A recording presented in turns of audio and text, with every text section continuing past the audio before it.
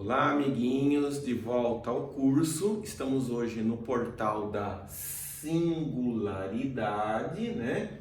Então, como é que a gente vai começar isso? Já começa assustando um pouquinho, né? Que a gente vê aqui praticamente um buraco negro, né? Um vórtice, né? Isso aqui é chamado de horizonte de eventos. Temos umas borboletas, uns triângulos. Vamos ter que explicar tudo isso, né? Então, primeira coisa, o que a gente deve fazer num livro ou mesmo num filme, não importa o que você vai fazer com esse curso, né? Sobre criar um horizonte de eventos na história, de modo que o leitor não tenha outra opção a não ser mergulhar e se envolver completamente com o desfecho da história. Que é a ideia de você ser tragado exatamente por esse processo aqui da singularidade, né?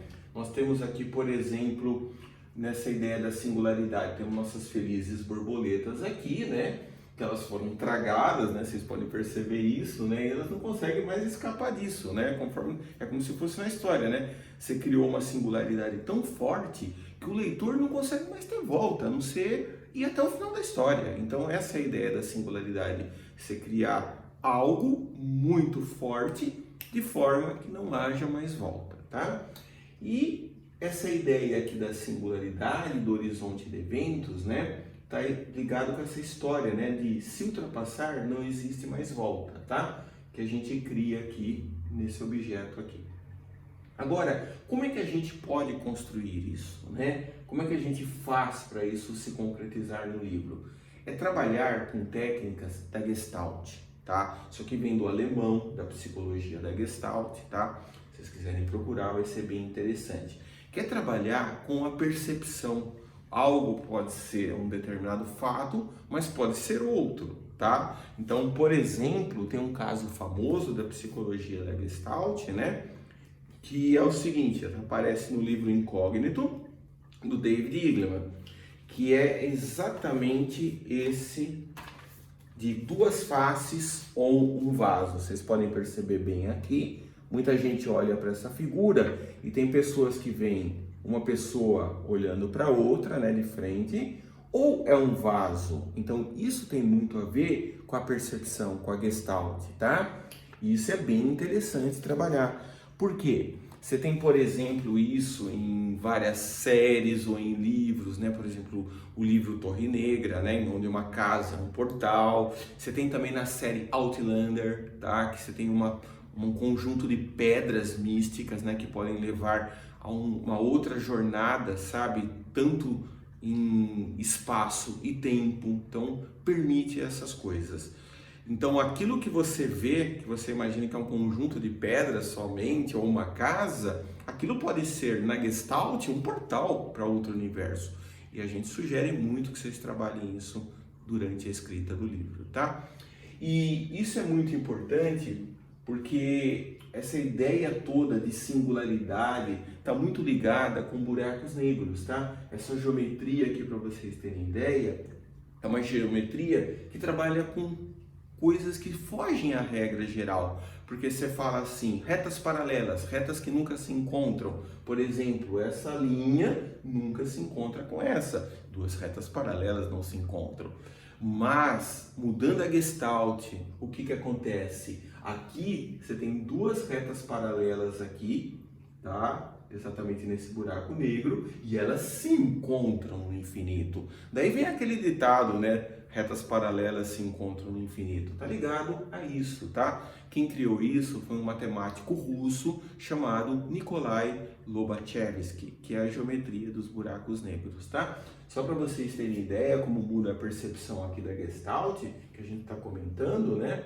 Você tem aqui, por exemplo, um triângulo na geometria euclidiana, que é a geometria do matemático grego Euclides, onde os ângulos internos, né, de um triângulo somam 180 graus. Todo mundo isso lembra da matemática, ninguém precisa, sabe, abandonar o curso por causa disso. E aqui nós temos o mesmo triângulo com outra percepção, desenhado com essa geometria. Aqui a soma dos ângulos internos é menor que 180 graus. Então mudou a percepção completamente. E isso que a gente recomenda que vocês façam, sabe, na escrita de um livro ou na produção de um filme, talvez, tá? Então, é o que a gente sempre diz: impulsionar voos de imaginação e não ter medo de ousar, tá? Explorem muito disso, sabe? De trabalhar com as diversas percepções que existem. Isso é muito importante, tá? Mas você pode perguntar assim: mas como fazer tudo isso? Parece tão difícil, tão complicado. É que isso, pessoal, não é somente esse pilar, sabe? Você vai juntar esse pilar com todos os outros pilares do curso, com tudo que você lê, com tudo que você aprende, assim como a gente faz, para construir um macro-universo a respeito disso, tá? Porque isso é uma técnica e você juntando com tudo, isso permite você dar saltos e dar realmente voos na imaginação, tá? Cabe sempre a reflexão. Pensem nisso, é muito importante. Agora a Laura vai entrar e falar sobre a montanha escolhida para singularidade, porque tem a ver com caminho sem volta. Nota, se você cair nesse buraco negro, você vai virar um espaguete infinito, como diria Stephen Hawking, tá? Então, pensem nisso.